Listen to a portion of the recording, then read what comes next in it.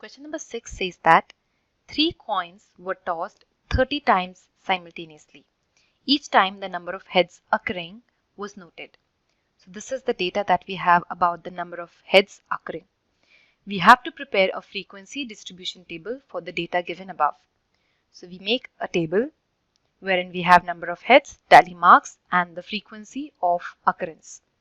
So we can have different possibilities as seen from the data which is given to us, that head may not occur at all, that is 0 times.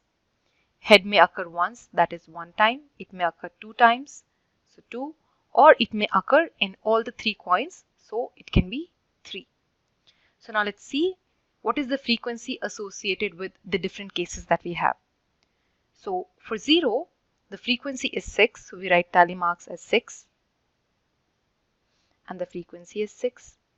For 1, that is the head occurred only in one of the coins, is 10, so we write the tally marks as 10. And so for the frequency, that is 10. Head occurred 2 times, 9 number of times, so we write the tally marks as 9. And so the frequency is 9. And finally, we have head occurring in all the 3 coins 5 times, so the tally marks is 5 and the frequency is also 5.